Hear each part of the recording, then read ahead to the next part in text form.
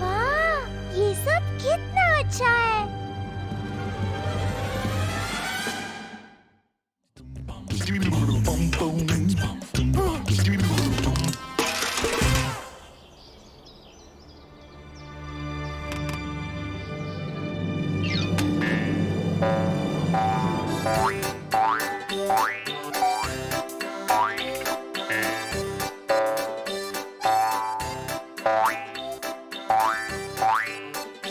ओए,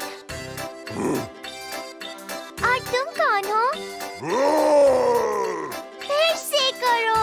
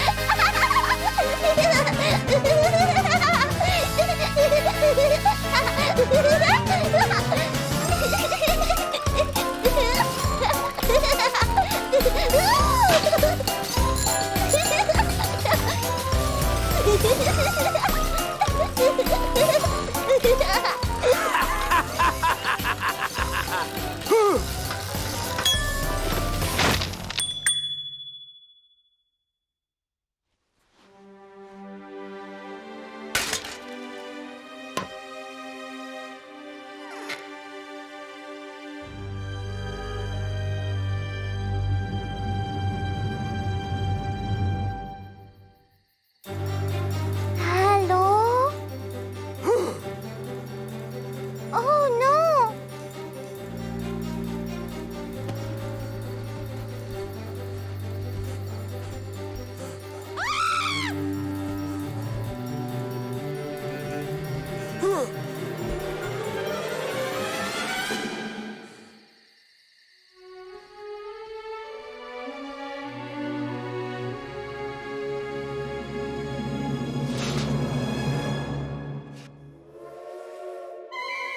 मुझे घर जाना है।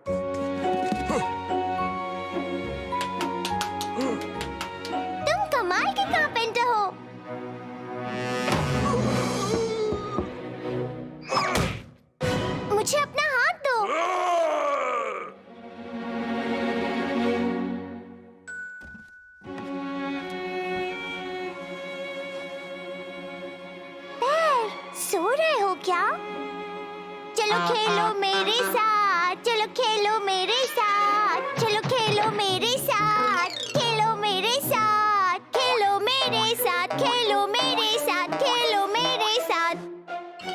अभी सोने का वक्त है क्या?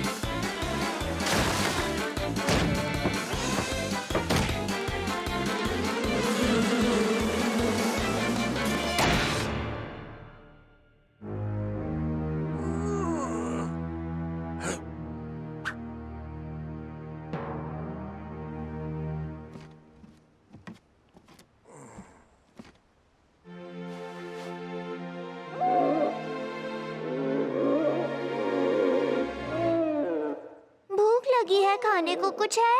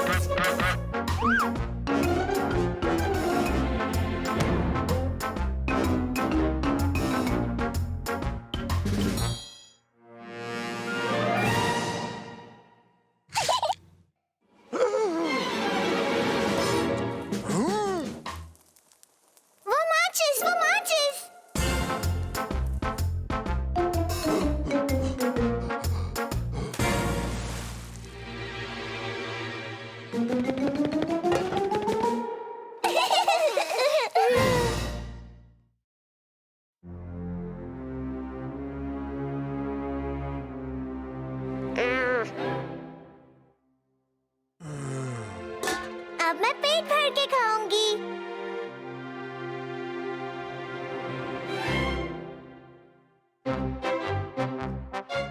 मुझे बहुत भूख लगी है, जल्दी से खाना दो।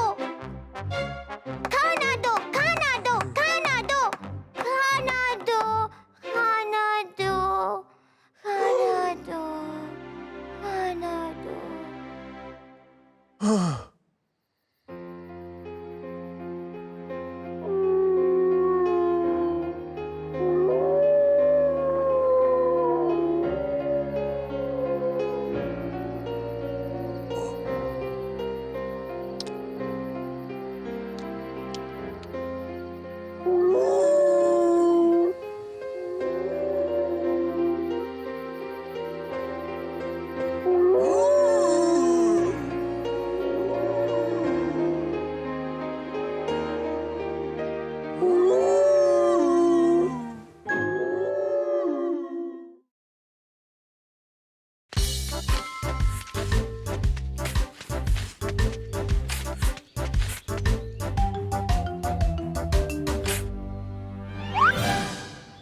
तुमने यहाँ से एक तितली को जाते हुए देखा?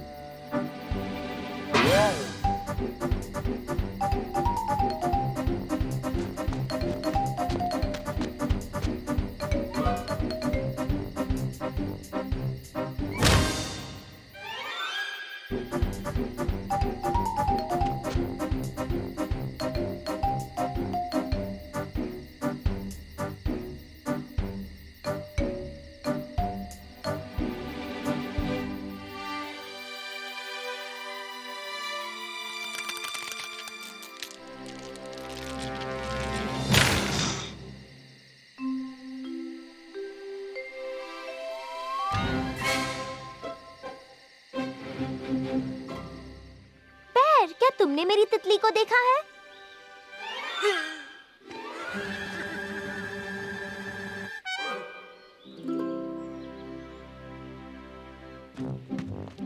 तुमने क्या कहा? मैं यहाँ पर पहरा दूं? नहीं, मुझे तो जाकर तितली को पकड़ना है।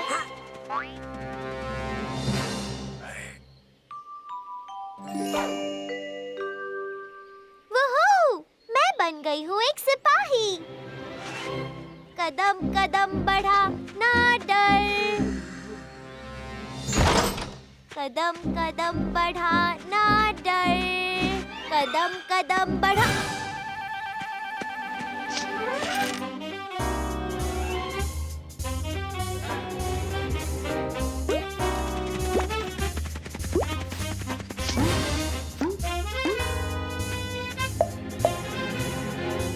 हिलना मत, मैंने तुम्हारी जोड़ी पकड़ ली। तो क्या तुम हार मानते हो या फिर मैं तुमसे हार मनवाऊं? रुको, मैं तुम्हें पकड़ कर ही रहूंगी।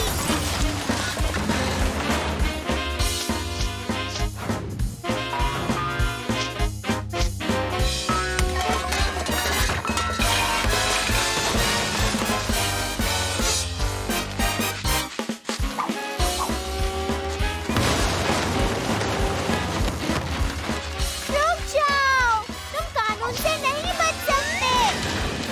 रुक जाओ, वरना अच्छा नहीं होगा।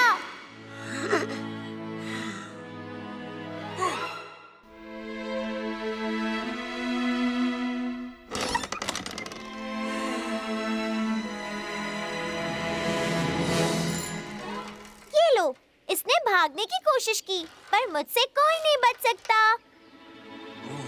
क्या मैं किसी और चीज पर पहरा दूं? तो फिर हम बाद में मिलते हैं। कदम कदम बढ़ा ना डर।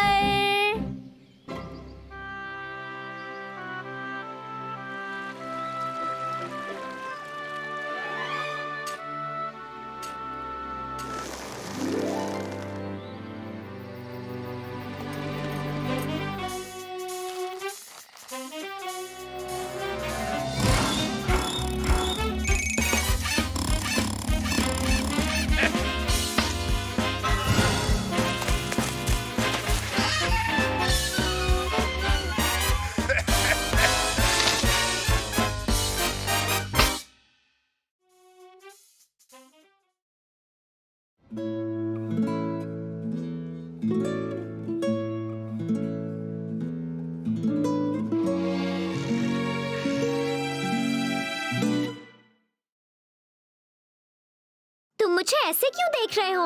ओह हाँ, मुझे तुम्हारी आंखों में सब दिख रहा है। मुझे जज कर रहे हो जैसे किताब को उसके कवर से करते हैं। पर एक अगली डकलिंग के अंदर भी एक खूबसूरत दिल हो सकता है।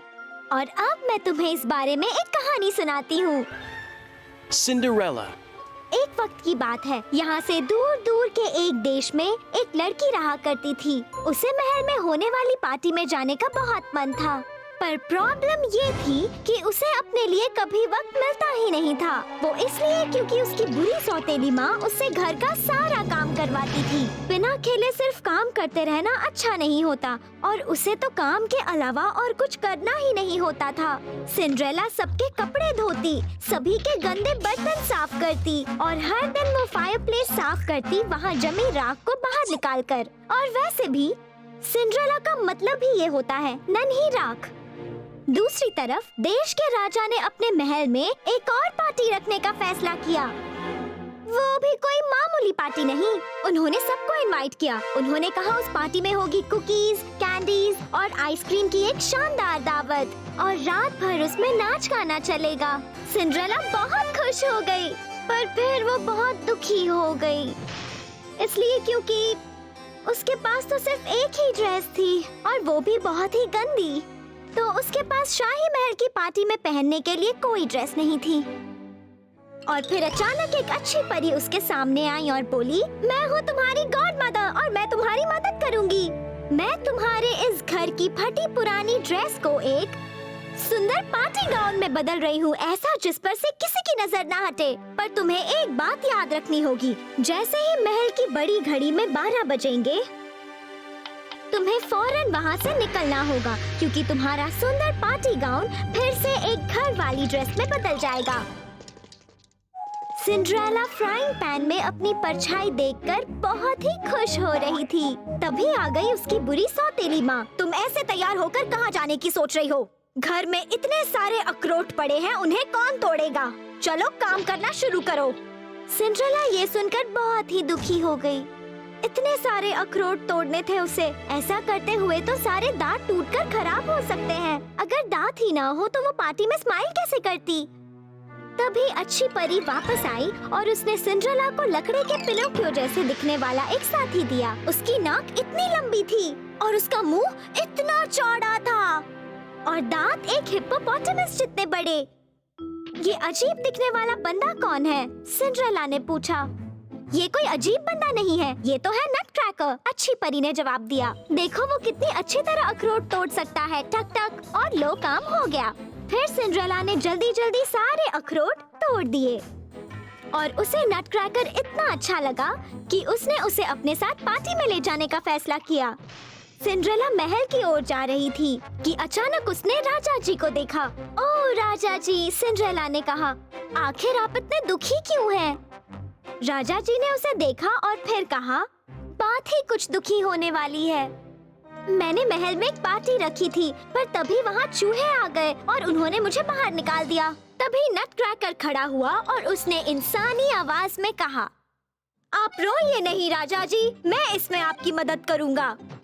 वो अपने नाक की बांसुरी बनाकर उससे एक अच्छी सी धुन बजाने लगा और वो धुन इतनी अच्छी थी कि राजा जी उस पर मजे से नाचने लगे। जैसे ही चूहों ने बांसुरी की धुन सुनी, वो सब उस धुन के जैसे गुलाम से बन गए और मौका देखकर राजा जी ने झाड़ू उठाया और उन्हें महल के बाहर निकाल दिया। सब बहुत खुश हो गए और सिंड्रेला ने नट क्रैकर को खुशी के मारे एक अच्छी सी झप्पी दे दी। अचानक हर तरफ अजीब सी चमक फैल गई और वो नट क्रैकर एक प्यारे राजकुमार में बदलने लगा।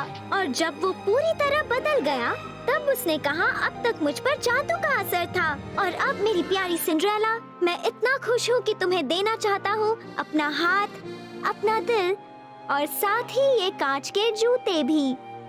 उसी वक्त महल की बड़ी घड़ी में 12 बजने की आवाज आई। सिंड्रेला को लगा कि अगर राजकुमार ने उसे उसकी पुरानी ड्रेस में देख लिया तो वो उसे चाहना बंद कर देगा।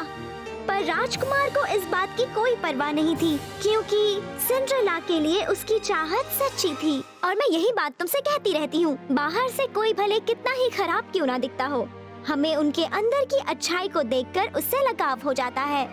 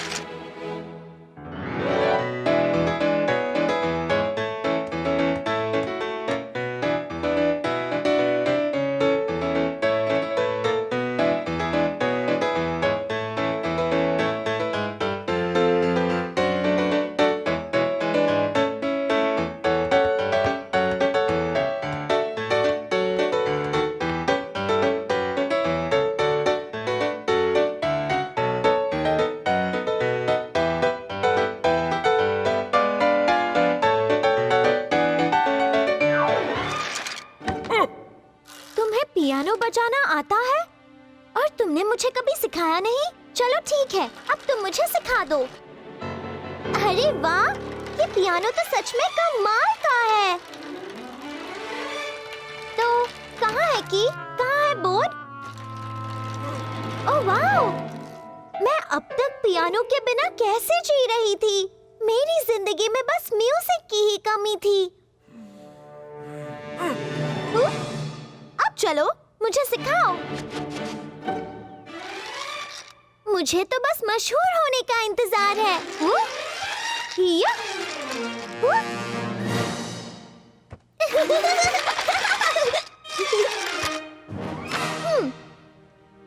मैं भला स्केल्स की प्रैक्टिस क्यों करूं? अच्छा बजाने के लिए उनकी जरूरत नहीं है। चलो अब थोड़ा म्यूजिक हो जाए। सबसे जरूरी होता है ऑडियंस के सामने बजाकर बाव करना। मुझे ये स्केल्स अच्छे नहीं लगते।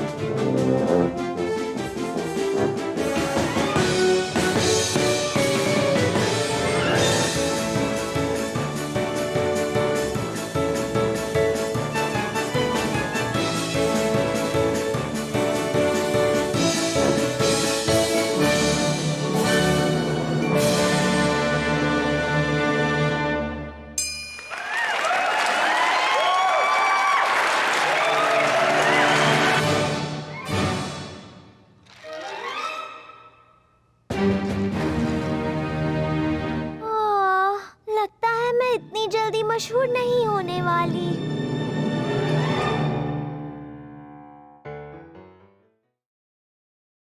मैं कह रही हूँ ये एक छोटे बच्चे को पालने का सही तरीका नहीं है, और मैं कह रही हूँ ये मेरा बच्चा है। मैं अपना बच्चा जैसे चाहूंगी वैसे पालूंगी। ये एक बच्चे को खाना खिलाने का सही तरीका नहीं है,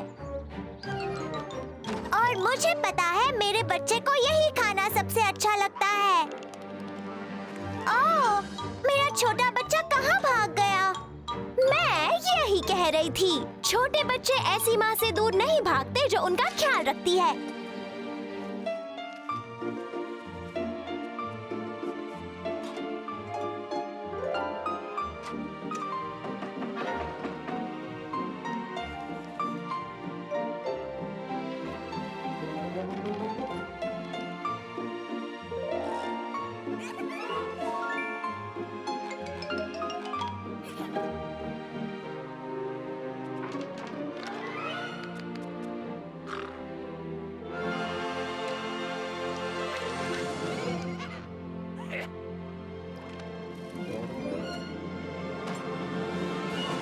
मेरा मानना है कि बच्चे को सिर्फ खाना खिलाना काफी नहीं होता। बच्चे को पढ़ना, पेंट करना और गाना सिखाना भी बहुत जरूरी होता है। और मेरा मानना है कि बच्चे को खाना खिलाना ही सबसे ज्यादा जरूरी होता है।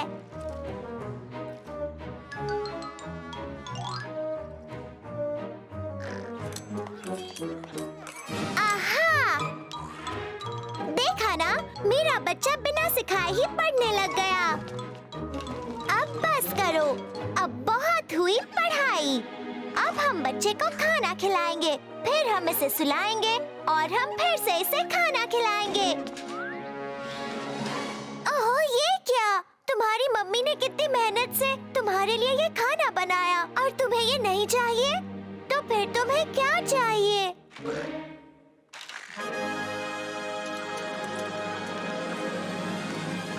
अरे वाह! हाँ, हम बनेंगे सिपाही।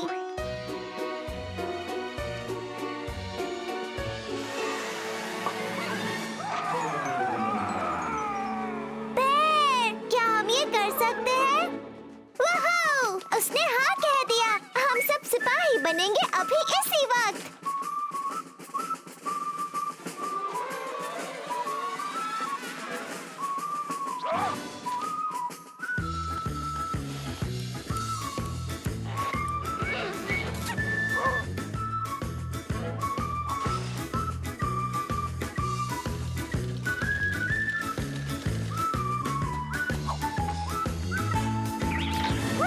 जूते, ग्लव्स, टोपी, पंख पहने हुए लग रहे हैं मस्केटियर्स। लो हम चले, दुश्मन होंगे पल में गुल हमारे।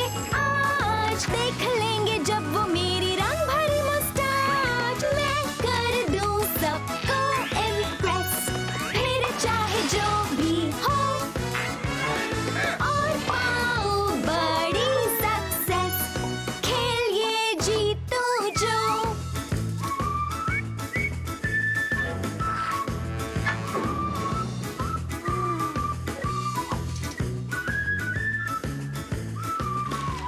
बेर, जरा हमें देखो, हम हैं सिपाही।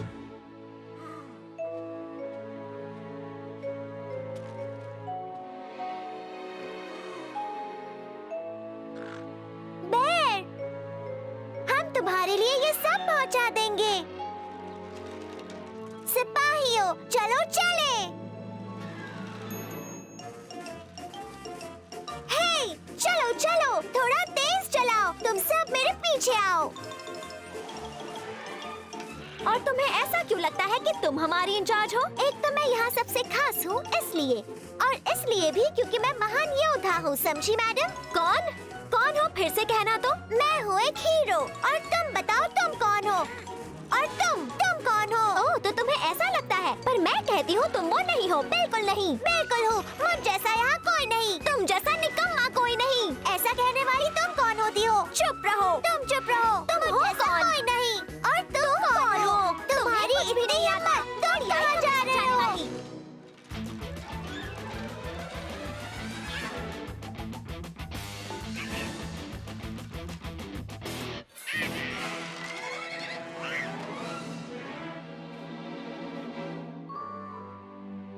जरा हमें देखो, हम क्या कर रहे हैं? बेर इंतजार कर रहा है और हम यहाँ लड़ाई कर रहे हैं। तुम सही हो, हम सब एक जैसे सिपाही हैं। सारे प्रेजेंट्स कहाँ हैं? और हमारा चौथा साथी कहाँ चला गया? वो जरूर अकेले दुश्मन का सामना कर रहा होगा। चलो चलकर अपने साथी की मदद करें। हे, जरा सुनो, क्या तुमने यहाँ से एक सिपाही को जाते हुए देखा? तुमने उसे देखा? उसके बाद यहाँ क्या हुआ?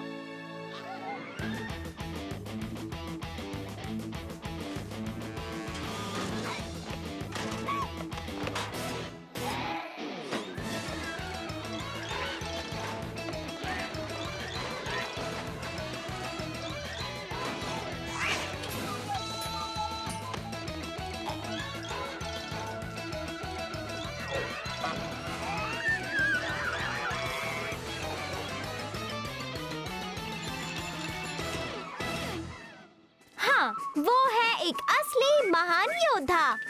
देखा ना, मेरा बच्चा एक असली हीरो बन गया और तुमने कहा था मैं सब कुछ गलत कर रही हूँ।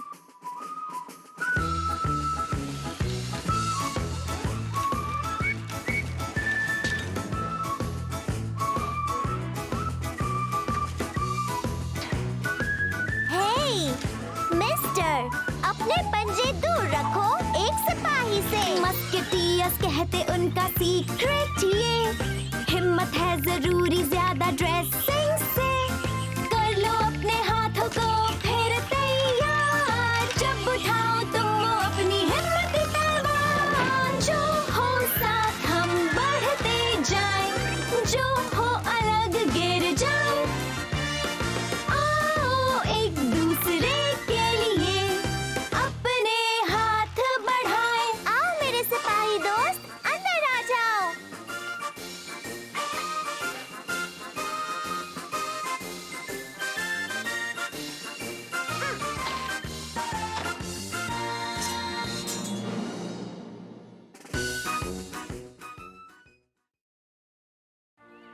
अरे नहीं मेरे प्यारे नन्हे दोस्तों, मैं तुम्हारे साथ नहीं खेल सकती। मैं सब्जियों के बगीचे को कीड़ों से बचा रही हूँ। ठीक है, जाने दो। मैं नहीं चाहती तुम बोर हो जाओ, तो चलो मैं तुम्हें एक कहानी सुना देती हूँ। Jack and the Beanstalk. एक गांव में एक गरीब आंटी रहती थी और उनका एक बेटा था जिसका नाम था जैक। वो आंटी और उनका बेटा पूरा दिन अपने सब्जियों के बगीचे में काम करते रहते। जो भी उस बगीचे में उगता था वो दोनों बस वही खा लेते। फिर वक्त आया जैक की शादी करने का। गांव में इतनी लड़कियां थीं जितनी बगीचे में गाजर होती हैं, पर उनमें से किसी ने भी जैक को पसंद नहीं किया। उनके इनकार करने की भी वजह थी। भला कौन लड़की अपने लिए ऐसा दूल्हा चाहती? उसकी पैंट पर जगह जगह चिथड़े लगे थे, उसके जूतों में बड़े बड़े छेद थे और उसकी टोपी एक पापड़ जितनी चपटी थी। कोई उससे शादी नहीं करना चाहती थी, बेचारे के साथ घूमने भी नहीं जाती थी। आंटी को पता था कि उसे अच्छे कपड़ों की जरूरत है, पर पैसे ही नहीं थे, तो वो इस बारे में सोचने लगी। वो काफी देर तक सोचती रही और फिर उन्होंने कहा, जैक मेरे प्यारे बच्चे, अगर तुम्हें शादी करनी है तो तुम्हें अच्छा दिखना होगा। मैंने इस बारे में बहुत सोचा और हमारे पास अपनी गाय बेचने के अलावा अब और कोई चारा नहीं है। उन पैसों से तुम अपने लिए एक नया सूट खरीद पाओगे। इसलिए जैक ने गाय के गले में रस्सी बांधी और वो बाजार की ओर चल पड़ा। पर रास्ता बहुत ही लंबा और थकाने वाला था। जब वो बाजार के आधे रास्ते पहुंचा, तो वो एक पेड़ के नीचे आराम करने के लिए लेट गया। वो अभी बस सोया ही था कि तभी उसे लगा कि कोई उसे जगा रहा है। उसने अपनी आंखें खोली और उसके सामने थे एक बूढ़े अंकल। जैक को बड़ा ताज्जुब हुआ। तभी बूढ़े अंकल ने उससे कहा, मेरे बच्चे, मुझे तुम्हारी ये गाय खरीदनी है और तुम्हारी गाय के बदले में मैं तुम्हें दूंगा एक मटर का दाना। सच बात तो ये थी कि जैक अपनी गाय को बेचने के लिए मीलों चलकर बाजार तक जाना ही नहीं चाहता था। इसलिए बिना वक्त गवाए जैक इस सौदे के लिए मान गया। तो सौदा पक्का हो गया। बूढ़े अंकल को मिल गई गाय, जैक को मिला मटर का दाना और खुद से खुश होते हुए वो घर की ओर चल दिया। जब आंटी ने अपने बेटे को बिना गाय और बिना सूट के देखा तो वो बहुत डर गई। उन्हें लगा कि उसे रास्ते में लुटेरे ने लूट लिया था। पर जैक ने उनसे कहा, आप फिक्र मत कीजिए मम्मी, जरा ध्यान से देखिए, मुझे हमारी बूढ़ी गाय के बदले में क्या मिला? एक बिल्कुल ही नया मटर का दाना, और मैंने इतना हरा मटर पहली बार देखा है। आंटी ने उसकी ओर गुस्से से देखा और कहा, ओह तुम कितने ज्यादा नादान हो मेरे बच्चे। फिर उन्होंने वो मटर लिया और उसे खिड़की के बाहर फेंक दिया। जैक को बड़ा अजीब लगा था। वो इतनी नाराज क्यों हो गई? उसने उबासी ली और झट से सो गया। जब सुबह सवेरे जैक ने अपनी खिड़की से बाहर झांका तो उसे अपनी आंखों पर यकीन नहीं हुआ। रातों रात वो मटर का दाना एक बहुत ही बड़े मटर के पेड़ में बदल गया था। वो मटर का पेड़ इतना बड़ा और ऊंचा था कि उसका ऊपरी हिस्सा ऊपर आसमान में बादलों के अंदर चला गया था। जैक को बादलों में एक गाने की आवाज सुनाई दे रही थी। वो ये जानना चाहता था कि भला इतनी ऊपर कौन है जो गाना गा रहा है। इसलिए उसने मटर के पेड़ पर चढ़ना शुरू किया। वो पहली बार गिरा, दूसरी बार भी गिरा। क्या उसे फिर से कोशिश करनी चाहिए? क्या फायदा होगा? हे सुनो, ऊपर वाले, जैक ने चिल्लाकर कहा। क्या तुम मुझे इस पेड़ पर चढ़ने का तरीका बता सकते हो? पता नहीं क्यों मैं बार-बार गिर रहा हूँ। कुछ देर तक कोई जवाब नहीं आया और फिर ऊपर से उसके लिए एक बड़ी ही अजीब दिखने वाली रस्सी डाली गई। जैक उसके करीब गया और उसने देखा कि वो रस्सी एक लड़की की चोटी जैसी थी। जैक इतना खुश हुआ कि उसने चोटी को जोर से खींचा और एक खूबसूरत राजकुमारी ऊपर से नीचे ठीक उसके पास आ गिरी। जैक सही था, वो रस्सी उसकी चोटी ही थी। राजकुमारी ने अपना ताज ठीक किया, फिर बाव करके जैक से कहा, मुझे काफी सारी चोटें आई हैं, क्योंकि मुझे उन मटर के दानों पर सोना पड़ा था। थैंक यू मेरे भले दोस्त, मुझे इस पेड़ से नीचे उतारने के लिए। मैं तुम्हारी एहसानमंद हूँ, तुमसे शादी करने के लिए तैयार हूँ। और फिर क्या था, हो गई जैक की शादी। वो राजा बन गया और उसे आधा राज्य भी मिला। यही तो मैं कहना चाह रही थी। हो सकता है मैं भी अपने सब्जी के बगीचे में कुछ इंटरेस्टिंग उगा दूं, जैक की तरह। पर मुझे देखना होगा कि मेरे प्यारे बगीचे में कोई कीड़ा ना घुस जाए। तो अब मैं आपसे विदा लेती हूँ, मुझे जाकर पहरा देना है।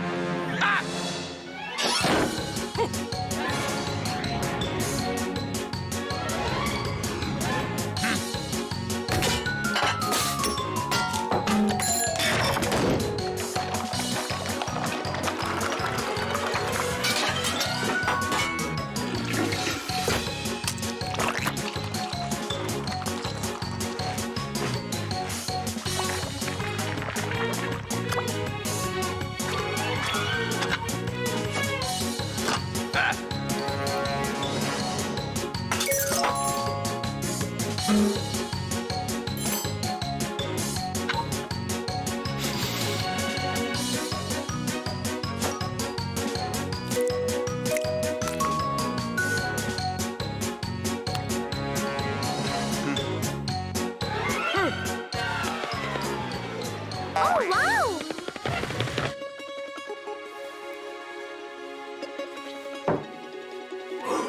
कितने दिन हो गए मैंने एक स्ट्रॉबेरी नहीं खाई है।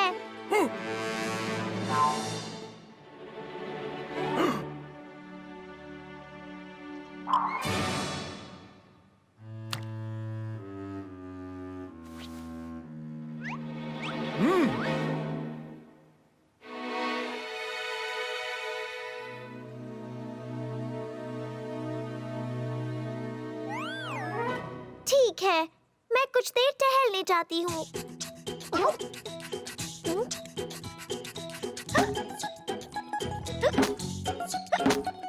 क्या हो रहा है मुझे?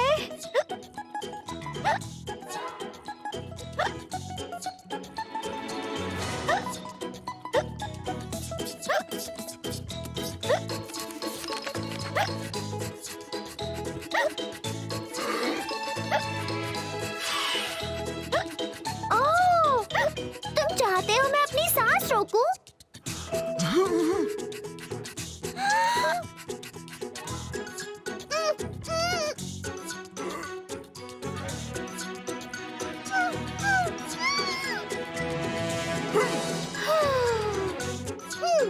अरे वाह, खिचकी चली गई। एक्चुअली जरा भी नहीं गई।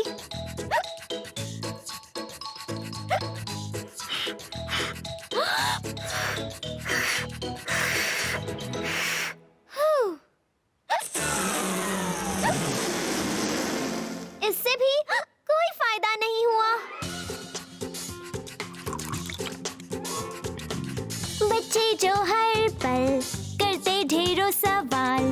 मैं पूछूं बस एक तुमसे, दे दो उसका तुम जवाब। ये हिचकी कैसी आती, कब जाएगी, ये मुश्किल कब तक रहेगी। आए छोटी बड़ी ये हिचकी, हो ऊपर और नीचे ना रुकी, कब रुकेगी ये हिचकी।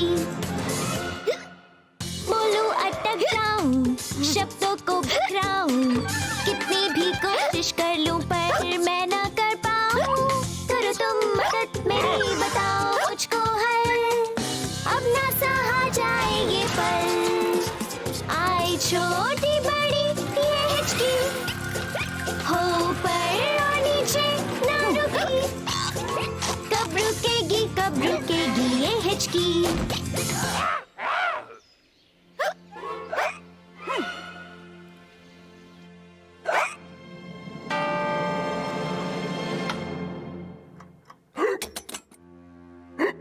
ये लो, अब तुम्हें भी हिचकी आनी शुरू हो गई। बस करो बे, अब अपनी सांस छोड़ो।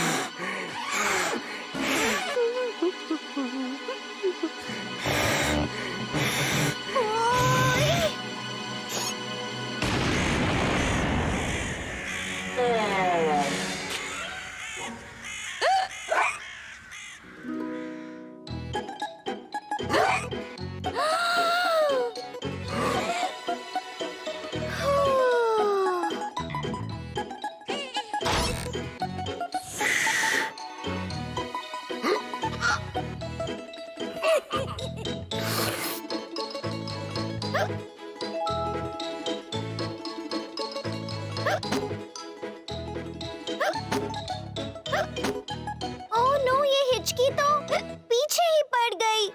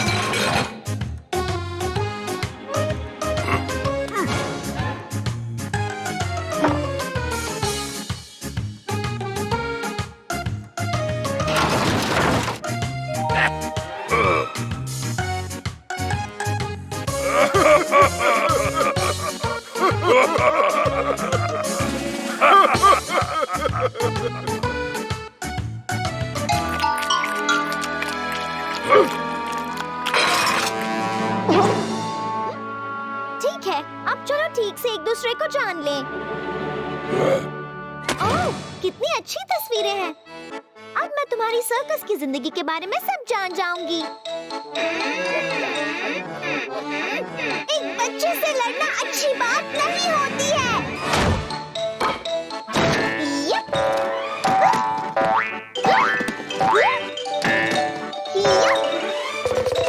तो बताओ तुम कौन हो?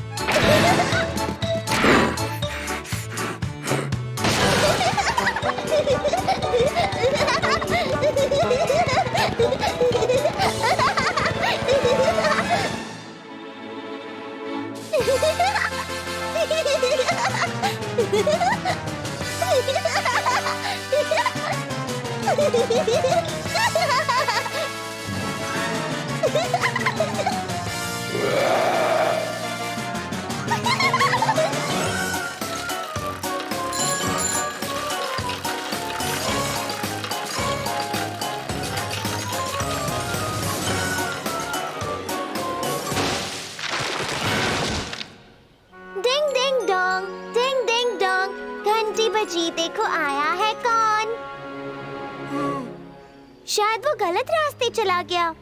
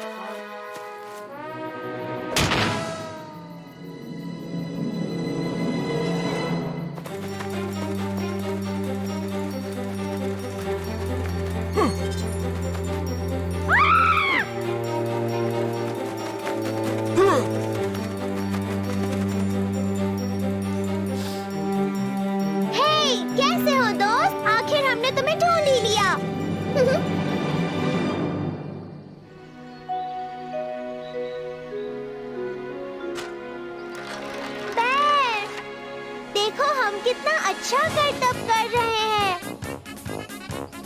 और हम ये भी कर सकते हैं। और अब देखो हम क्या कर सकते हैं, और ये मुश्किल वाला भी।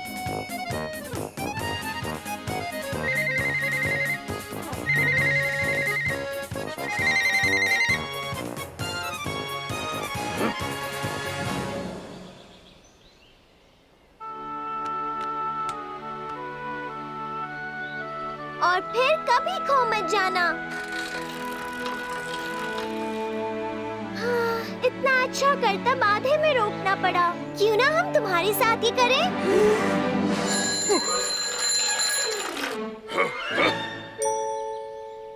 वूहू! मैं सर्कस में काम करूंगी।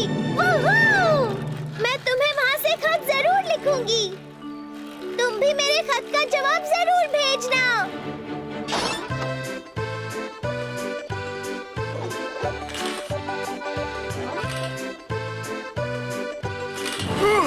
जल्दी से अपना सामान बांधो, सर्कस में जोकर की जरूरत है।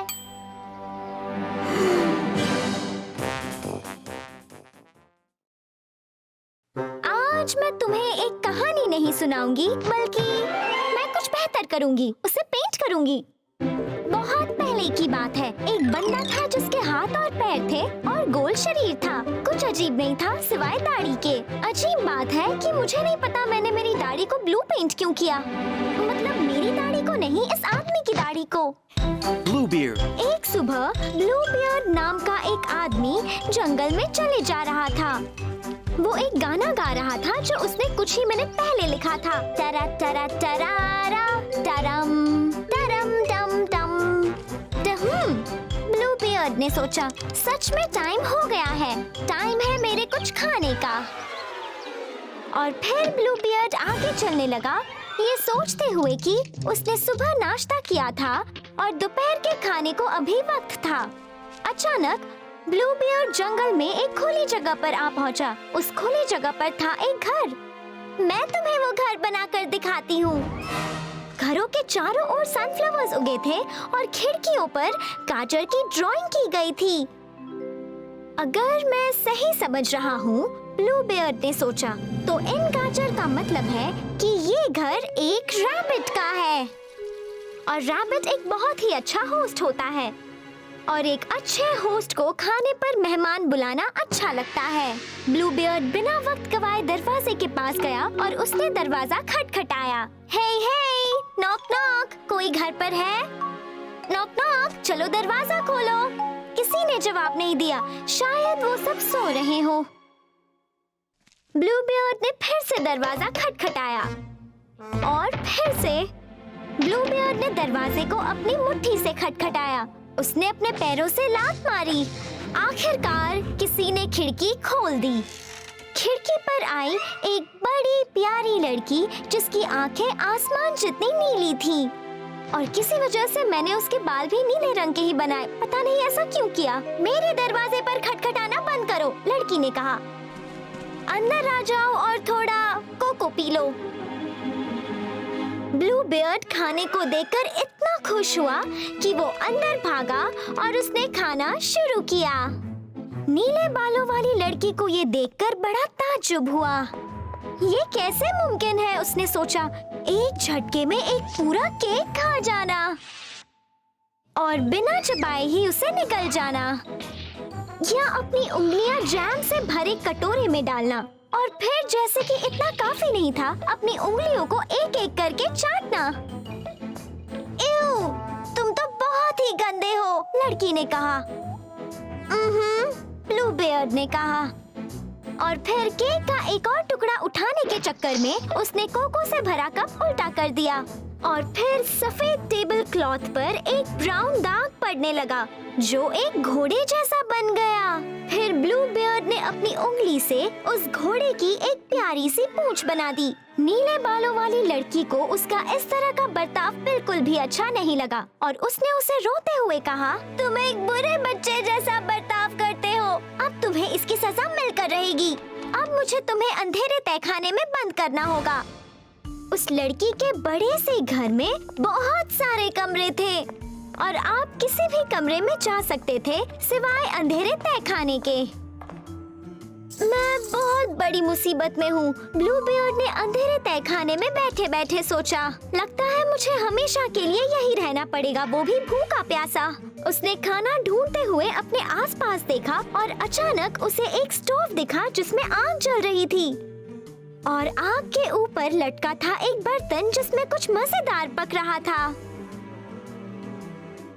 ब्लूबीयर्ड ने उसका ढक्कन उठाने की कोशिश की, पर जैसा कि तुमने देखा, वो स्टोव, वो आग और वो बर्तन बस एक पुराने कैनवस पर पेंट किए गए थे और वो पुराना कैनवस एक खुफिया दरवाजे पर लगा हुआ था। फिर ब्लूबीयर्ड ने दरवाजे का हैंडल खींचने का फैसला किया। दरवाजा खुल गया और ब्लूबीयर्ड ने देखा कि ये कमरा मजेदार खाने से भरा पड़ा है। उसे अपनी आंखों पर यकीन ही नहीं हुआ। फिर ब्लूबीयर्ड मजे से सैंडविच खाने लगा जिसमें था पीनट बटर और जैम और शहद, और ब्लूबीयर्ड को खाते खाते ख्याल आया, अगर वो तस्वीर ना होती तो मैं अपनी बेचारी दाढ़ी खो देता। नहीं, मेरा मतलब अपना बेचारा सिर।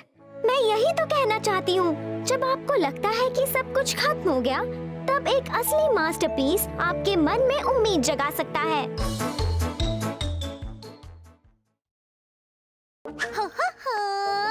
पता नहीं सारे कार्टून्स कहाँ छुप गए हैं।